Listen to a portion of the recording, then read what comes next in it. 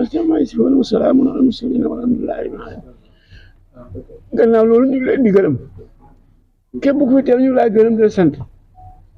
point de presse bi ñu ngi ciy jiital di nuyoo mboolem koo xam ne nekk ci Sénégal di autorité ñu ngi lay nuyu di la sant di la gërëm ñu ngi ciy jiital nuyoo bi président de la République Bassirou Diomaye Diakhar di ci teg premier ministre ñu ngi ko ciy teg di ko nuyu di leen gërëm di leen sant di nuyu préfet bi nga xam ne moo nekk Nioro di nuyu gouverneur di nuyu monsieur ministre intérieur ñu ngi leen nuyu ñoom ñëpp di leen gërëm di leen sant ñu ne xeexuñ kenn dañuy leeral rek ci leeral lañ nekk waaye xeexuñ kenn ngeen xamee ko noonu wasalaam. jaajëf imam ñu ngi lay gërëm di la sant ñun collectif bi amuñ sa fay ndaxte yaa ñu may ñuy daje fii su la neexoon nga ne mag nga niñ dem uti feneen fu ñu dajee mais defoo ko te heure bu ñu defee réunion rek teew nga kon ñu ngi lay gërëm da la ñaanal yàlla yàggal sa taxawaay. Donc comme je l'avais dit tout à l'heure, je vais faire une déclaration en français. Mesdames, Messieurs, au nom du collectif pour la défense des intérêts de la commune de Nioro, je tiens à vous remercier pour votre présence à cet important point de presse. Lequel point de presse matérialise le relèvement de notre niveau de lutte. En effet, jusqu'ici, nous avons défendu pacifiquement les intérêts de notre chère commune en privilégiant la négociation, l'échange à travers des correspondances. Nous comptons rester dans cette dynamique. Nous tenons également à préciser que le collectif est une association apolitique. Nous ne sommes pas le bras armé d'un quelconque politicien ou d'un autre. Nous faisons focus uniquement sur les intérêts de la commune. Et quiconque, je dis bien quiconque, veut les transgresser, nous trouvera sur son chemin. Depuis la naissance de l'association, nous avons tenu 4 réunions et avons rencontré le maire de Dabali et le directeur de la division régionale de l'urbanisme, du logement et de l'hygiène publique de Kaolack. De notre séance de travail avec ce dernier, il est clairement ressorti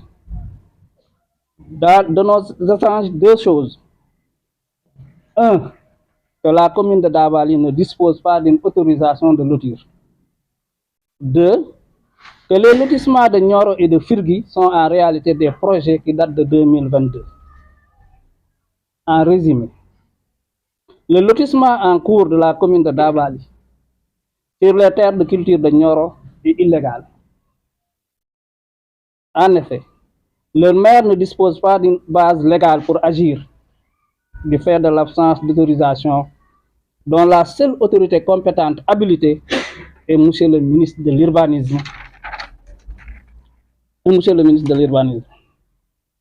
Après la rencontre avec le directeur régional de l'urbanisme, suivi d'échanges de courrier, ce dernier a saisi ses supérieurs. Résultat de notre démarche, les travaux de lotissement ont été arrêtés aux grandes dames du maire de Dabali et de ses affidés. Évidemment, c'est une belle victoire à l'actif du collectif, mais nous estimons qu'il faut aller au-delà. Il faut procéder. Nous demandons ça, c'est une vive doléance, il faut procéder à l'annulation du lotissement, à la restitution de toutes les parcelles offertes ou vendues avec leurs conséquences. Pour cela, une correspondance a été envoyée à Monsieur le gouverneur de la région de Kaolack. Je tiens à préciser que nous n'avons pas peur, car nous estimons que nous sommes dans une république.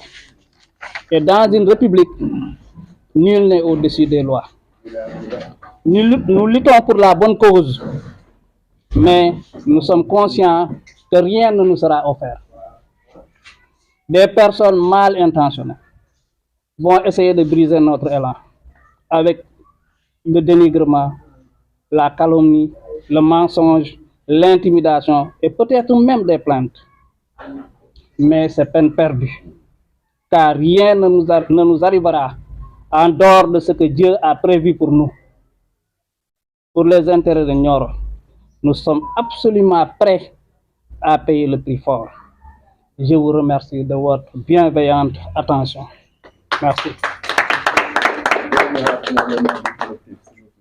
Collectif pour la défense des intérêts de la commune de Nioro.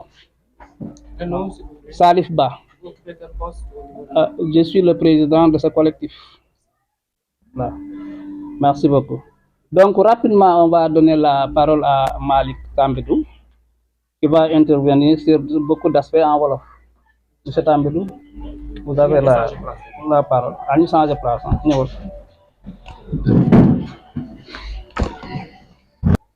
ñu ngi nuyu ñëpp di sant ñëpp di gërëm ñëpp ndax le temps est précieux woote ñu wuyu la yombul waaye li ñuy woote nag daf ko jar ndax li xew ça dépasse l'entendement buñ ko waxee kenn mënu ko gëm xanaa kay ñu def dem dans les détails moo tax il faut ñu dem dans les détails pour yëgal ñëpp nit ñëpp xam nit ñi bu ñu xamee yaakaar ne dañu aji ndax mbiru Nioro la li xew mooy lan mooy dafa meeru Daabaali dafa ñëw di dagg toolu Nioro yi di ko bëgg a séddoog ñoom ku xam Nioro nag xam ne amul dara lépp li nit ñi di sukkandiku ci mbay mi lañ ko yaakaar moo tax dañuy lancer un appel au président de la République di lancer un appel à son premier ministre di lancer un appel au ministre de l'urbanisme parce que li xew Nioro dafa ëpp suuf si ñun ñëpp xam nañ ne domaine national la xanaa kay maire yi dañ yor compétence transfert ñu dénk leen ko confier leen ko waaye bu ñu ko def seen moomeel nag ñëw di dagg lotissement bu xam ne nii dama xamul nag incompétence la wala ignorance wala corruption waaye ñett yooyu bu ñu si mën a doon un état sérieux daf ko war a combattre moo tax ñun collectif bii ñuy combattre loolu kenn nag làqatul suñu ginnaaw amuñ ci benn intérêt sinon ni collectif bi tudd di xeex pour les intérêts de Nioro ndax Nioro bu nee bay lañ yaakaar benn maire jóge ko fële maire Daabaali bu ko lotissé 200 hectares nit ñi fu ñuy bayee Nioro bu nit ñi bay fu ñuy dundee kon moom kooku il est contre le développement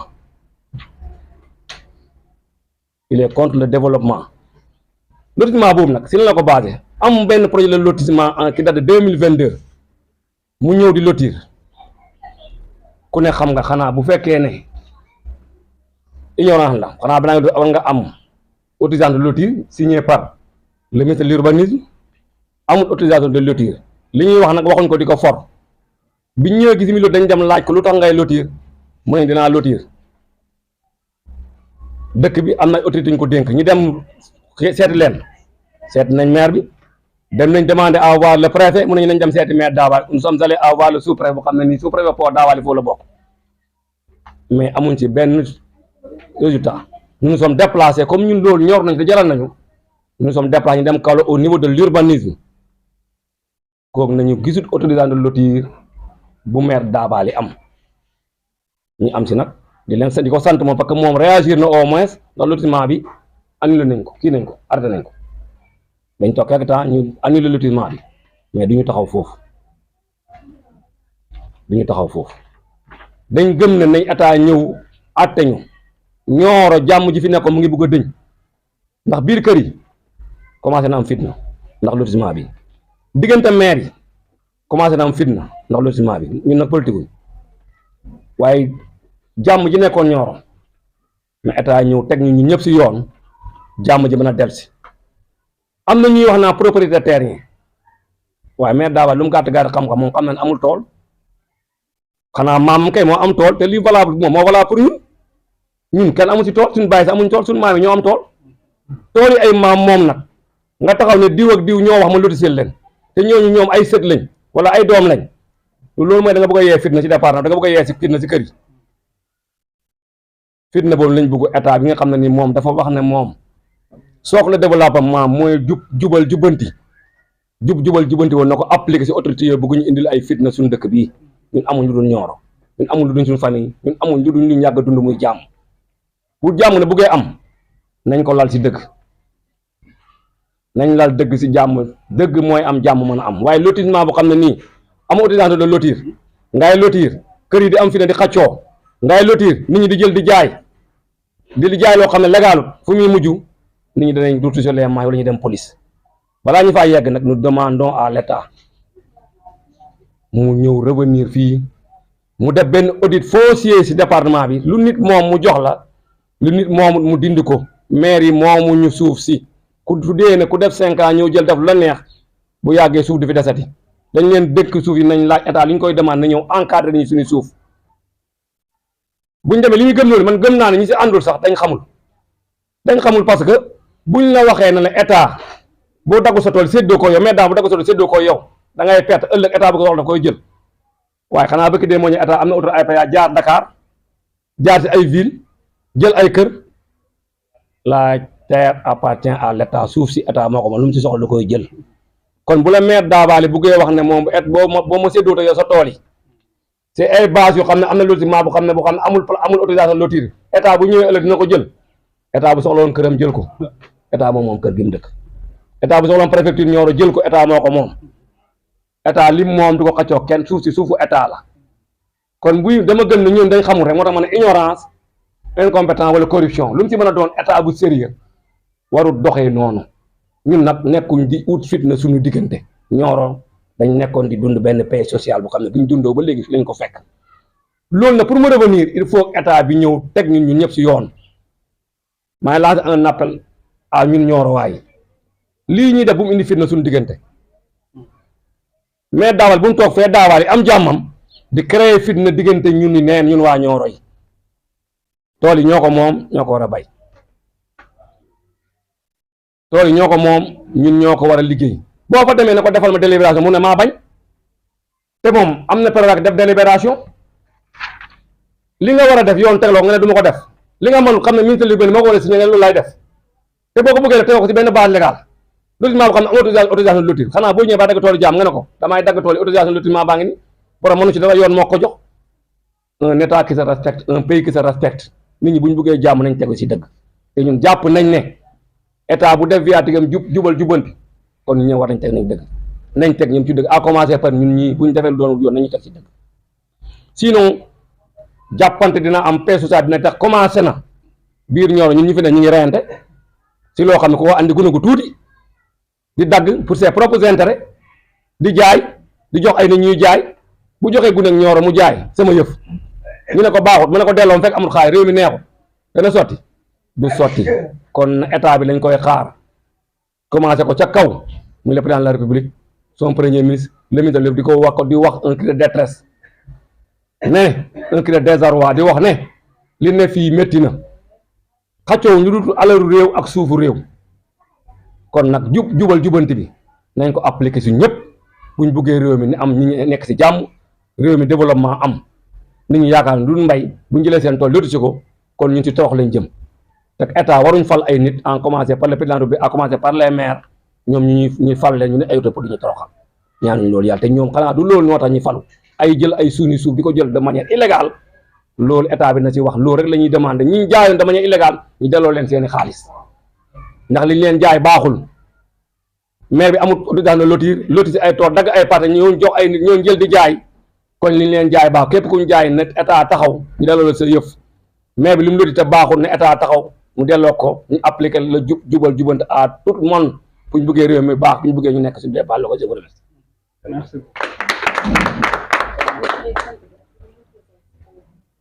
Ah? Mike Tamedou, secrétaire du comité. maa ngi nuyu ñëpp di gërëm di sant man maa ngi tudd Tafsir Mamour Ly dëkk Fass HLM doon ex président conseil de quartier Fass HLM li may njëkk a def nag gërëm collectif lii ñun ñëpp la waroon te dafa war a doon loo xam ne dafa def tache d'huile raw ci réew mi yëpp ku ci nekk fan gox ga ma nekk nga taxaw di défendre sa intérêt gox intérêt askan wi loolu jëmmal ko taxawal ko lu am solo la mbiri foncier nag dana tas réew mi parce que fi mu ne nii foo dem ñu ngi xëccoo suuf ñu ngi xëccoo alal te ñi nga xam ne par exemple ñoom la fi état bi teg parce que depuis la loi sur la décentralisation depuis l'avènement de la intégration communale boobu la problème yi am parce que bu njëkk ba dañ ne la commune s'arrête là où s'arrêtent les habitations mooy premier texte ba man bi mu fi nekkee conseiller fii nee naa leen ngeen jóg ci lii parce que jamono dina ñëw là en suba commune wala élargir du sotti mooy jamono njógu wàkk ba mais boobu j'étais dans l'opposition dégluñu ma tey nag yëf yaa ngi nii léegi pays bu gën a bugg a développer foog nga maîtriser sa foncier nit yi agir dafa bëri maire cadastre urbanisme ministre de l'urbanisme domaine dafa bëri il faut que état bi maîtriser le foncier pour que le pays se développe jubal jubanti buñ ko il faut des mbay mi ci suuf si la ñuy bay duñ bay ci kaw donc il faut état bi maîtriser foncier ñi nga xam ne ñoo nekk nag ci gox sa fasante koy nañ jubal lii du dëgg du yoon bàyyi daabaali ñëw di lu ci fii wala nga bàyyi Daaru Salaam ñëw di lu ci fii loolu yëpp lu ko waral mooy li intégration communalisation intégrale loolu moo waral loolu te c'était par exemple des politique fii li ñu intéressé mooy li nga xam ne moo teew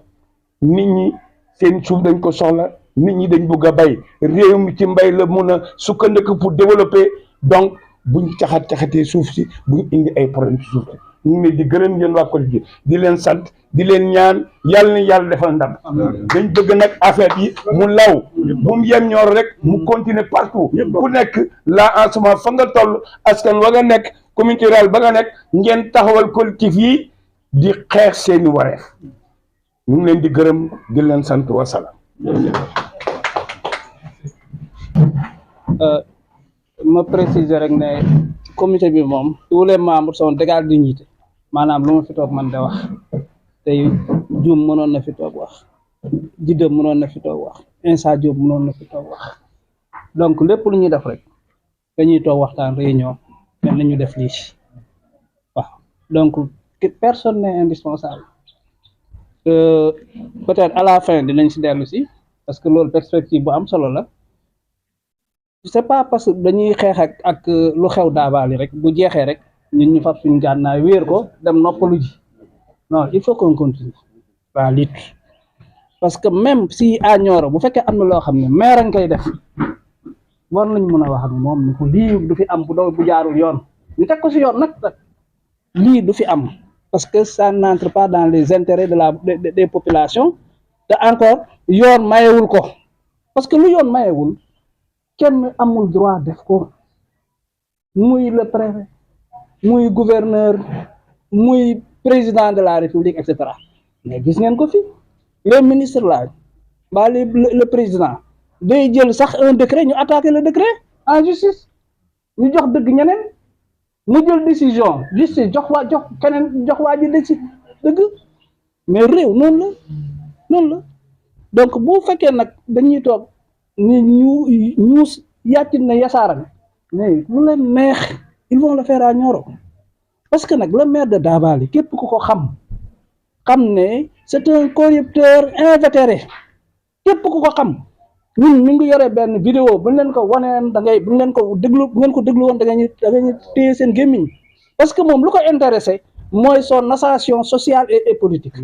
jeex na fexe ñu nommé ko DG baa ñu nommé ko PCA mais nous sommes dans quel pays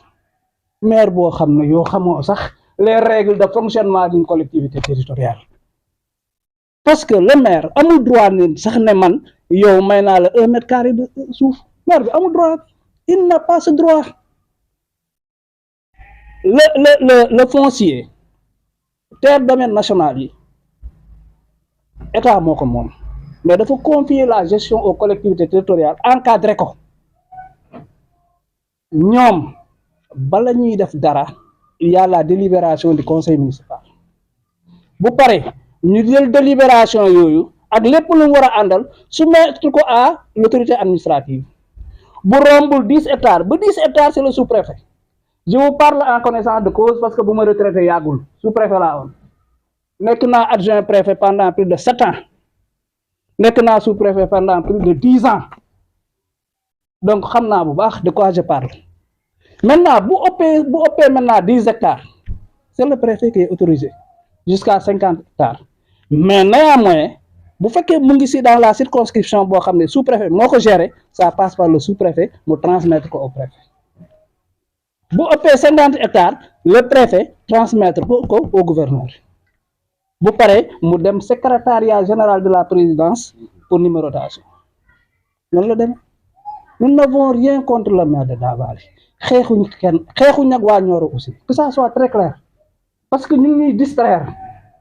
te man je ne suis pas dans ça sincèrement dañ bëggoon ñëw noppalu sax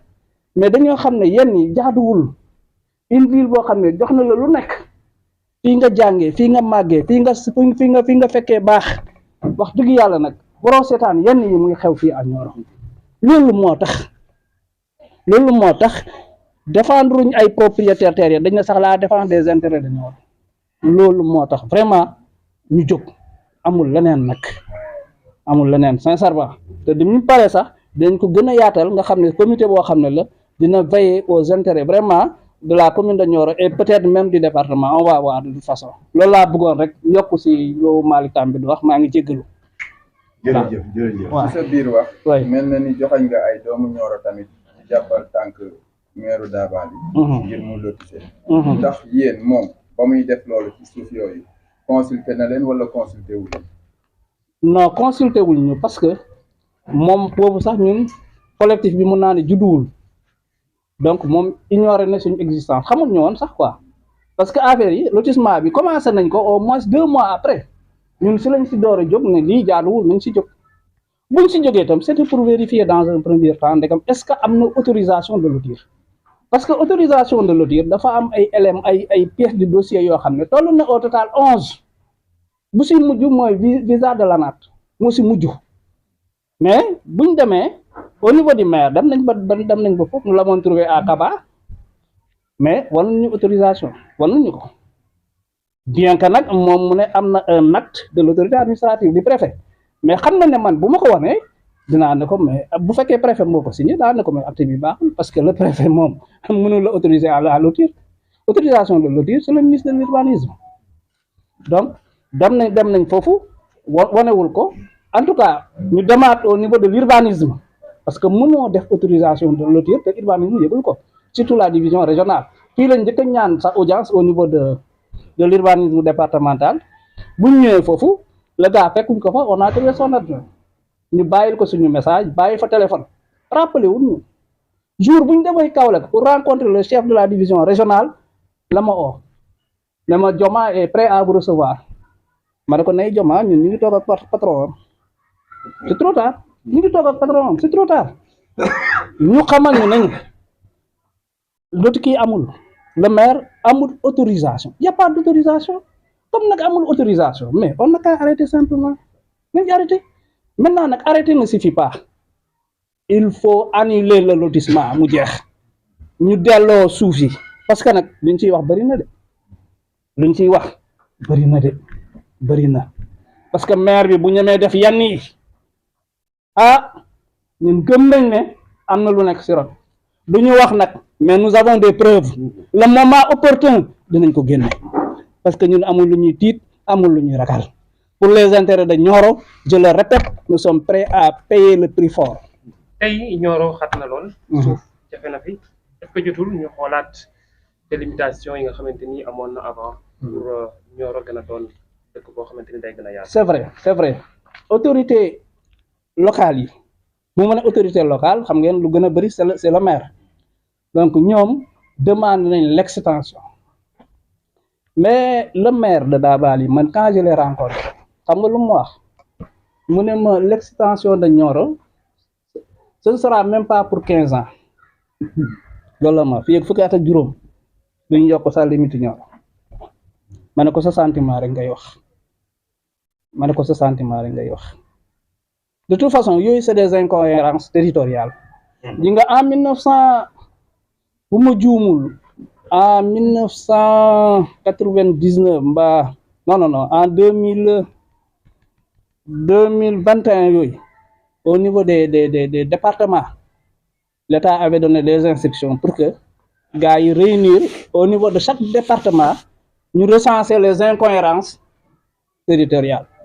dama lay jox benn cas rek pour le cas de Linguère que je connais bien ku képp ku xam Linguère boo ñëwee ba war xoox boo ko xoolee da nga koy traversé ñëw dugg Linguère te war xoox mu ngi bokk commune d'Odji donc il y a beaucoup d'incohérences territoriales boo xam ne état bi waxoon dina ko corriger avec l'ANAT agence nationale d'aménagement du territoire maintenant décret bii ñun moo ñu jaaxal c'est le décret de maître Abdoulaye Wade je vais mettre ça à votre disposition à la fin c'est le décret 2003-411 dans ko mettre à votre disposition mooy décret approuvant et rendant exécutoire le plan directeur de l'urbanisme de la commune de Nioro Malick wax na ci léegi donc kii bi boo xoolee vraiment yokku na les limites de Nioro mais ñun on ne comprend pas pourquoi les autorités administratives là bëgguñ ko mettre en œuvre alors que c'est un décret du président gisuñ beneen décret bu ko abrogé bu fekkoon am na beneen décret bu ko abrogé amul problème c'est caduc baaxatul mais benn décret abrogé wul ko donc c'est un décret qui est bon qui est valable waaw. 345 à 660 hectares. Voilà, si français, aujourd'hui, Nioro, une question foncière pose vraiment un problème chez les populations. Aujourd'hui, est-ce qu'il n'est pas temps de revoir un peu le découpage administratif qui était là depuis la nuit des temps pour élargir un peu le territoire de la commune de Nioro? Oui, vous avez parfaitement raison. En son temps, les autorités locales avaient demandé l'extension des limites de Nioro. Mais vous savez que ce n'est pas très facile. Ça prend souvent beaucoup de temps. Et l'État avait donné des instructions, si je ne m'abuse, en 2021, pour corriger des incohérences. Parce que souvent, c'est des incohérences. Donc, il y a même un décret du président Abdoulaye Wade qui date du décret numéro 2003-411 qui approuve, approuvant et rendant exécutoire le plan directeur d'urbanisme de la commune de Nioro. Ce décret, en réalité, repousse les limites de Nioro. Parce que Nioro ne peut pas se limiter tout juste après les services de l'agriculture, etc. Ce n'est pas possible. Et la commune de Dabali n'existait pas. Quand les terres de culture de Nioro existaient, la commune de Dabali n'existait pas. La commune de Dabali est née avec la communalisation intégrale. D'ailleurs, ce problème pose problème. Ça pose problème parce qu'il y a un lotissement de Nioro qui date de 2005. Aujourd'hui, le maire a autorisé un tiers à morceler cela. Alors que cette bande de terre est déjà dans le plan cadastral de la commune de Nioro. Vous voyez donc les risques de conflit, les risques de troubles à l'ordre public. Mais ce que nous ne comprenons pas, c'est vraiment l'attitude des autorités administratives. On attend de plus de responsabilité. Sincèrement, plus de responsabilité, plus de discernement. Parce que eux, c'est les garants de la sécurité, de l'ordre public. Donc, on ne peut pas comprendre qu'ils laissent aller et que des choses, toutes ces choses-là peuvent déboucher sur des troubles à l'ordre public. Hier, c'était la commune de Darussalam, aujourd'hui la commune de d'Abali. Et quelle solution justement pour éviter que cela cesse? Oui, vous avez raison. Hier, c'était la commune de Dabali. Mais à la différence de la commune de Darussalam, mais à la différence de la commune de Dabali, la commune de Darussalam disposait d'une autorisation de lotir signée en bonne et due forme, signée par le ministre de l'Urbanisme. Moi, j'ai le décret. Donc, eux, au moins, ils étaient fondés à le faire. Contrairement au maire de Dabali. Maintenant, la question c'était... C'est quoi la solution pour que... La solution, c'est quoi? C'est que nous avons des communes en réalité qui sont pauvres, dont l'assiette fiscale est très maigre. Donc, c'est de compter sur l'intercommunalité. L'intercommunalité pour développer nos communes. Vous savez, nos communes, moi je l'ai toujours dit lors des votes de budget. La commune, en tout cas pour réaliser ses ambitions, ne peut pas simplement compter sur les recettes. Il doit développer ce qu'on appelle la coopération décentralisée pour s'en sortir. Mais il y a des problèmes. Mais mettez en commun vos intérêts, l'intercommunalité, et travailler ensemble. Nous sommes tous des fils du département de Nioro. Vraiment, nous devons nous donner la main. Ça nous fait mal, parce que le développement, je l'ai dit, le développement du département de Nioro passera par le développement de toutes les collectivités territoriales du département. Il faut que toutes les collectivités territoriales du département se développent. Et pour que la paix sociale y règne aussi, il faut qu'on se donne la main. Des choses peuvent être gérées ensemble entre communes. Au départ, moi, j'avais appelé le préfet de Paoskoto pour lui dire d'intervenir avant qu'il ne soit trop tard. Quand je lui parlais, le collectif n'était même pas encore né. Je lui ai dit que je te donne un conseil de grand frère, un conseil de doyen. Il faut arrêter le lotissement. Donner la chance à la négociation entre les deux conseils. Ils vont s'asseoir, aidés par d'autres personnes pour trouver des solutions.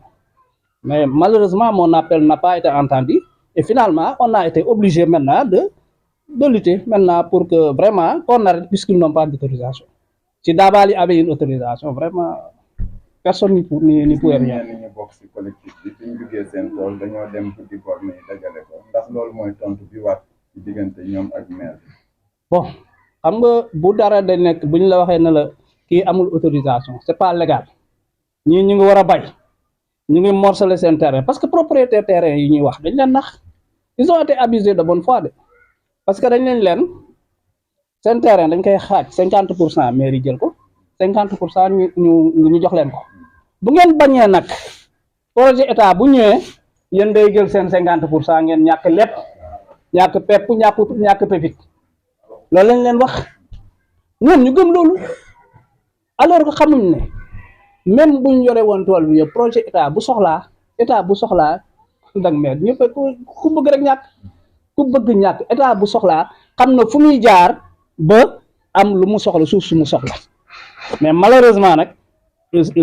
dañuy dem da ngay gis léegi état soxla dara mais du ko mën a am parce que amul assiette foncière boobu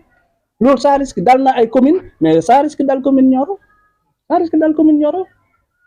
loolu la. jafe-jafe yu bëri diggante commune yu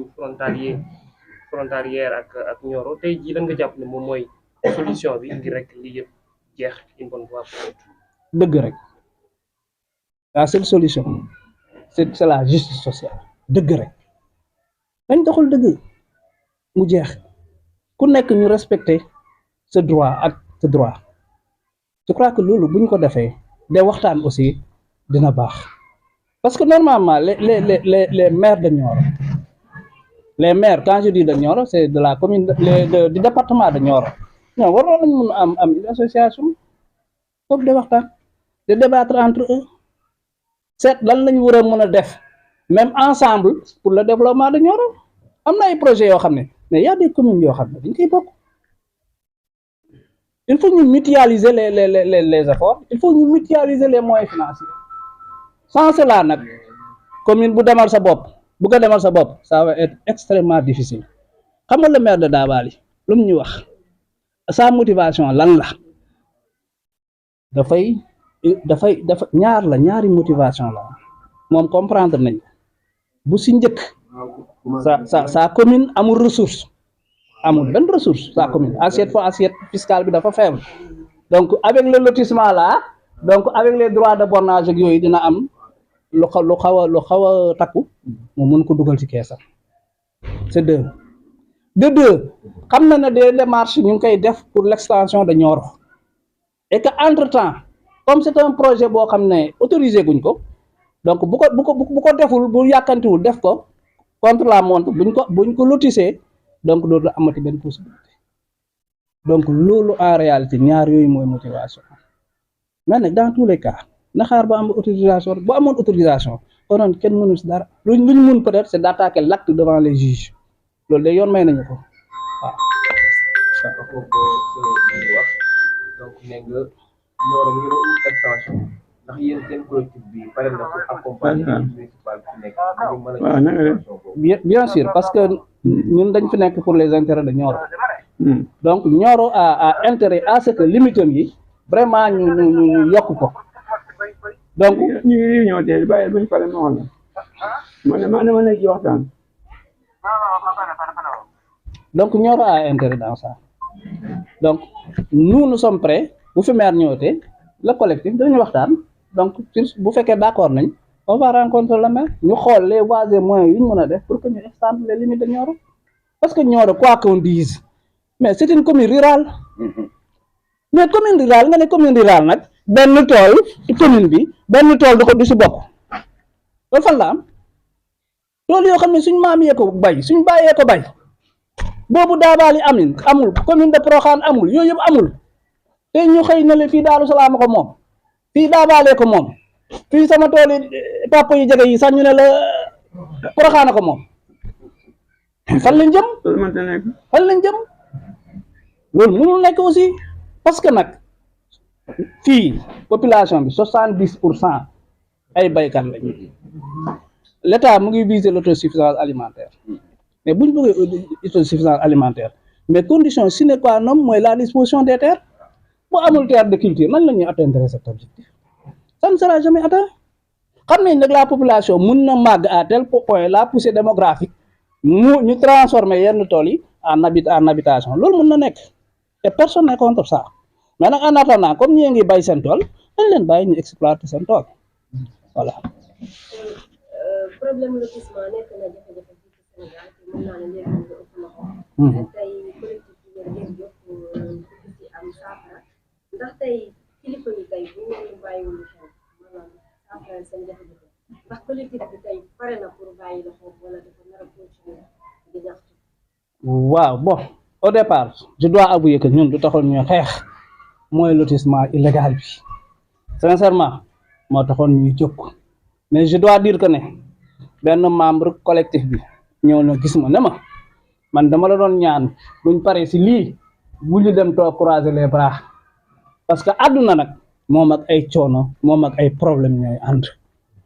ëllëg il peut y avoir des problèmes au niveau même de la commune de Nioro mais bu loolu taxawee population yi xamuñu yàlla xam ne ne ñun buñ jóguloon le lotissement là allait passer sans problème yàlla xam na ko buñ jóguloon lotissement bi passé na sans problème mais dañ ne nañ jóg maintenant nag ce qu'on veut parce que am na ñu koy waxtaaneeguñ ko mais dañ ko waxtaan mooy de pérenniser l'association là pour reconnaissance juridique donc buñ paree si lii rek on va travailler am reconnaissance juridique mu doon association boo xam ne même la préfecture buy def ay réunion su dina ko invité ak yeneen yoo xam ne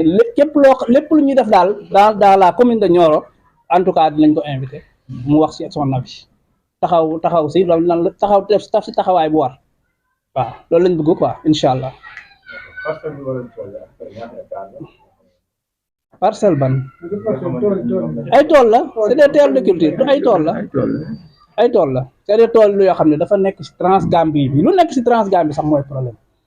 le problème c'est que maire bi xam nga lu ma leen di wax c'est-à-dire que dafa am deux projets de lotissement yoo xam ne 2022 la mooy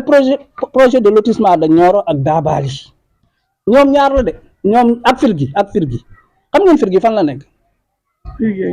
Firgi c'est à la porte de Dabali lu tax ñemewul a laal Firgi Firgi ak Nioro ñoo nekk dans le même sac yëpp projet de lotissement la qui date de 2022 pourquoi léegi moom mu ne fa ñukk Firgi ñemewul ko laal ñëw ba Nioro ne xaaral waa Nioro moom loo fa def rek ñu ne la amul benn problème duñ def dara ñemewuñ et cetera duñ xeex duñ def dara ñu ñëw Nioro loolu ñàkk ñeme sax ñàkk xam la waaw xam nga donc bu ñu demee buñ demee ba loolu am il faut que ñu xam comment ça marche mais ñu jóg parce que ñun lu ñu jàpp rek mooy koo xam ne newoo si yoon lépp loo posé comme acte c'est nul baaxatul nul et non avenu lotissement bi baaxatul maintenant nag je sais que non tëj nañ benn buntu ils vont essayer ubbiwaat beneen buntu ça c'est sûr et certain le maire de Dabal Transgambie bii amul lu mu ko jaralul nous avons am nañ ay audio on a des preuves amul lu mu ko jaralul pour satisfaire sa clientèle waaw ñii mu may ses courtisans mu may ses partisans ses copines lu nekk mu may ko loolu rek la fi ne jeex na yooyu aussi san mënul continuer mënul woy aussi waaw voilà jërëjëf c'est bon waaw kon ma gërëm ngeen may ma ñu ngi gërëm ñëpp waaw mère Ami waaw kon ñu may benn une voix féminine rapidement waaw aca mère waaw lan mooy problème Nourou laaj problème mooy tool yi rek man dama am subaay tool juróom benn hectare ñu xëy rek daggoo ko école liggéey te waa ñu daggati ci may keneen ma dem agriculture ñu tal ma ko defal ma këyit ma déposé ko Dabal juróom ñaari at ci ren ñu téye këyit kële gaañu ma dem fa ñu ne ma jógee dafa réer maire bii ne fi ne ma defal yeneen këyit mooy fab li ma dencoon dem yóbbu déposé su ma laajee mu lotissé fekk laaj naa droit ba agriculture ne ma hectare bi ne yaa ngi war a fay fukki junni débrayation la danaa dangay bay dégg nga dana nga kawti ma del dand grillage dem grillage suma tool def ca guya ak ndar ko ak yu sew dégg nga ba may grillage ñi nga xam ne ñoo toogu yëf te maire bi dikk na ma yaa ngi ko grillage waaye dañ ko teg ma ne ko ci lan mu ne ma boobaa doo ma neexal ma ne ko baax na ma grillage bawuñ de ñoo waa Kaolack ne leen maire baa ngi grillage ñu dikk fekk fa jox ma këyit ma xëy jël sumay këyit dem wujje Kaolack ba ma wujje Kaolack mu ne ma jaay de maire Ami jaay ma génne këyit woon mu ne ma sa tool bi yaa ko moom ma ne ko maa ko moom li nga ci hectare yi rek la si yëpp jël nañ ko mu ne est-ce que ba ñuy def école jox nañ la xaalis ma ne ko ñaar fukk yaa ngi yóbbu ma ko sax dama gis ni bi dikk suma tool di birik ñu wax ñu ma doo fi bay ma borom ceeb ma xamee suma tool bi ko ko ba mat def ko suma naan mu ne ma wax li moo ñu oone jaa ngi kaw di xamalo quelque génne ko yoon ñu jonn commissaire jonn mu ne ma foofu la jël kayit lépp portable hôtel ñoo ne leen yéen ni ngeen xamee droit fo tool maire bi di ko mayee naan ko di ko kawati di ko bay ñu ne ki leen signé kayit ji ñu ne pat ñu ne mais ana ki laajtee mu xoos ma nit ki may barbar ne ko demal commencé tey ñu ne demal liggéey sa tool ndax li di benn droit sa nangami hectare ñu jël ko di école joxul la dërëm mais des fois ñu may ko keneen may joxuñ la dërëm tey nga di sal ma ñetti hectare da jëboot dama liggéey booba laa commencé dégg ba des may buntu daal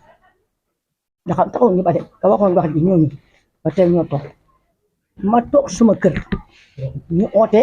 dañuy natt ma baal ma toogati suma kër ñu oote dañuy borne xebar suma doom bu jigéen mañ demee xomb la ma tëjoon dañ ko dagg dugg ci biir boppam daane la ma fa defoon yëpp suma doom ji ko jigee Dakar bi ma ko dama dem buddi borne yi ta ñu ko bay luwaa dikk ma ca demee oma dema buddi ngeen borne yi waaye commissaire dana jël sa doom di ngeen daaj doon daa borne jigéen laa nag mag laa waaye xam naa qualité ma dem ca préfet ne ko yaa wax ni da ngay ba commissaire ma delloo bi ne ko wax ma ne ko di wax mu ne ma demal poos ma dem wax ko ca poos ma demal toppatoo sa tool mais dama tëdd nelaw muy jóg keroog oto bi ma delloo si may laajte man soo amee sa tool boo xam ne nangami at yaa ngi koy bay di ci jëriñu di jékki ba léegi xale yu tuuti day jël ay avance puuri mburu isaacéri te ñu am doom yi mën a am isaacéri ñu ngay doom yi ko mën a def doom yi mën a def école nit ñi jàng ci su nekkee état la rek dañ ko jox seen doom yi ñu def ci école li ñu def ci am xam-xam bi ci tegu ñu def ci essence ñu ko defu essence keneen def waaye jël na toolab jàmm bu caaxee ko dem jaay joxante ay avance dama bëgg ngeen ne Diomaye ak Sonko su nekkee jubbanti la ni ñu jubbanti Nioro yàq di ëpp na tool yëpp la ci seen leen jaay fiñ ci yokk tool nga dem te nga jaay te ñu ngi ay doom kenn ki ne nga ñeenti doomi góor yi war a liggéey am na liy liggéey tool yi ba ma demee keroog fi ma njëkk a wax ne ma soo bëgg a fay droit fukki ma ne état ñaar fukk ak juróom la ma ne ko mën naa ko suba ma jël juróom-benni fukki junne ak juróom-benn pour suma hectare day def ci jën ma demee poos ma wax ko loo sa préfet bi ne ma demal toog tëdd maire mu dal di composé jot monsieur le maire nekk def na ko lii ba monsieur le maire wax ba naan ko ne man am naa ñeenti am naa kër France am naa kër Dakar am naa kër fii soxla ma suuf si jàmm ndax ñu ko fi defoon jigul leen donc su préfet ngeen dégg mu wax ba naan ko su préfet ne ma dama ñëri maire ma jox la oto mu delloo ma toog tëdd dama toppal sa tool bu ruuj naa ba pare maa ngi waaj ji li waral nag tool bi nga war cee def liggéey war cee def forage bu ne ndaw yoo xam ne parax di mu ca gaal di ci liggéey bu ne jigéen ñi nga xam bu ñu amuñ parax di ci liggéey ñu toog di ko jox ay nit ñu koy waxante ay essence ak pour yu mburu kooku moom koo ci def la dëgg defal moom nal joxomaay maire ba dëkk Nioro Aminata Jaaju ca Nuuru Laay nee na toolam ba ñuy caaxee bu ko jaay waxante nañ ko pare du ko nangu te ne ko ne lu waa rek ko mën a jël ñu ne ma ci dañuy lotissé xaj ko ci digg ñoo jël lii doo ko jël li ñuy jël moom lañ bëgg a jaay de moo tax ñu gaaw lotissé ko dañ ko xaaj sax def bay bor maa buddi bor na juum ndax ñoom ci dëgg amuñ kayit ñu xam ne yoon tant que kayit amul moom kenn du ko bor la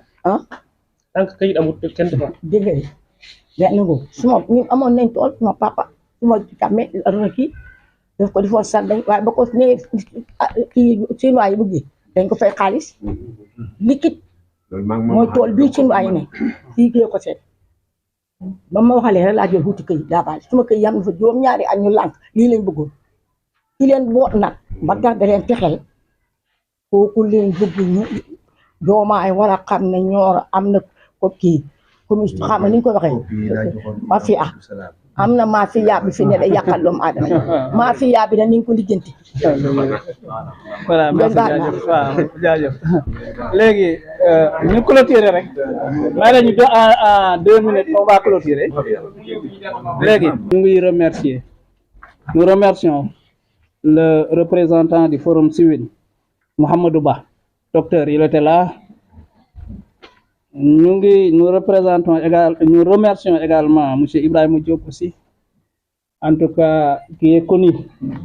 pour son engagement pour la cause de Nioro de même que monsieur Tamsir Ly aussi vraiment donc muy qui est notre grand frère notre aîné donc lui aussi toujours il a toujours agi pour la bonne cause donc nous le remercions. Nous remercions aussi Mamour Ber aussi qui est connu également pour son engagement pour Nioro. Il a même créé une plateforme appelée Nioro Nioro. Vraiment, depuis qu'il a su que nous sommes engagés dans le combat, vraiment, depuis ce jour en tout cas, il ne ménage aucun effort en tout cas pour être avec nous dans ces combats. Donc nous le remercions. Nous remercions aussi le vieux Mamour Niang,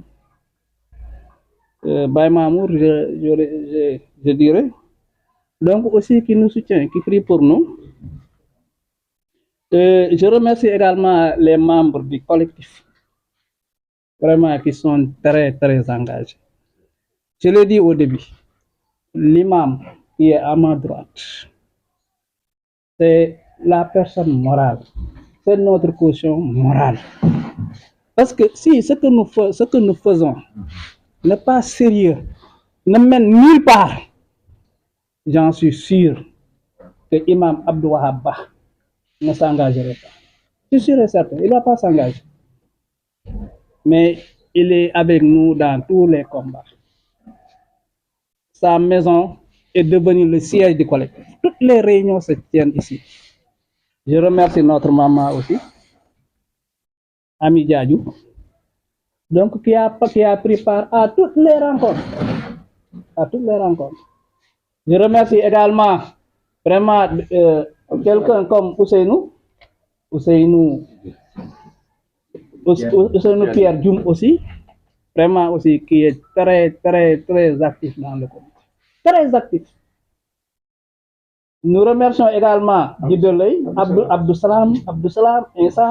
Insa Diop, Malik aussi qui fait office de secrétaire. Il y a d'autres qui ne sont pas là. Abouli, il y a Mata Dramé qui est parti à la Mecque,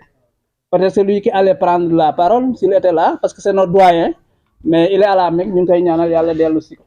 Je remercie également la presse, parce que c'est vous qui nous aidez à rendre visible ce que nous faisons. Donc maa ngi gërëm ñëpp ñu fi teew mënu ma tudd ñëpp seen tur ak seen sant jàpp leen ne gërëm naa leen yéen ñëpp nag laa gërëm rawati nag collectif bi mais dama leen di invité ngeen gën a takku mbir mi du yomb de mbir mu du yomb de dinañ ñu saaga dinañ ñu calomnier dinañ yàq suñu der s'il le faut sax s'il faut nous intimider sax porte ñu plainte sax gendarmerie dañu ak yooyu il faut s'attendre à ça mais ñun duñu bàyyi lox naa ko seule la lutte libère et donne un sens à la vie. Il faut que ñu xeex pour nos droits, il faut que ñu xeex pour l'intérêt de Nioro. Dépasser na se révolu l'époque où doomu aadama war na mun a ñëw def lu ko neex dem yoonam loolu dootuñ ko mayeti kenn dañ ko dul mayeti ici au niveau de la commune de Nioro duñ ko mayeti kenn. maa la ñuy gërëm nag waa presse yéen itam parce que yéen a ñu permettre parce que point de presse boo ko waxee moom c'est que la presse moom kii na ñëw ngeen en masse ñu ngi leen ñuy gërëm da leen sant parce que yéen itam kenn ku bëgg a def en tout cas ku bëgg a dem de l'avant il faut nécessairement mu associer ci combat parce que yéen yéenay rendre visible ce que nous faisons. Dès demain certainement des gens vont commencer à appeler dire que gis nañ ce que vous avez dit en tout cas ànd nañ ak yéen ñun dañ ngeen gis mais du ñun rek ñooy xeex. Billaahi ñuy xeex ëpp nañ nawuñ fi ñu nekk suñ gannaaw ëpp nañ ñii bu nga ne suñ gannaaw nag du politicien de que ça soit très clair du politicien du mécène ay doomu Nioro la rek ñoo xam ne nanguwuñ injustice c'est des personnes éprises de paix et de justice ñooñu ñoo nekk suñ gannaaw loolu la ñu ngi ñuy jàppale et cetera. Donc bu ñu xoolee ne Salif la modeste personne de Salif Ba moo nekk fii collectif bi daal amul solo collectif bi am na solo parce que tentacules yi dépassé na fii am na des Niorois qui sont à Dakar ils sont très nombreux maintenant ñoom jël nañ le combat yàlla xam na ko mais ñun ñoo bañoon lii parce que dès le départ lañ wax ne dañ def point de presse ñoo leen non xeex da ngay dem étape par étape. nañu rencontrer les autorités nañu bind correspondant ñu ko war a bindal maintenant bu fekkee nag man amuñ lu ñuy xaar maintenant nag ñu élever le niveau de lutte bi moom lañ élever tey en faisant le point de presse maintenant nag ñu ngi xaar on a écrit au gouverneur s'il ne réagit pas favorablement ñun dinañ écrire aux plus hautes autorités de l'État mu jeex te bu laajatee ñoom ñu defaat beneen point de presse on va vous convoquer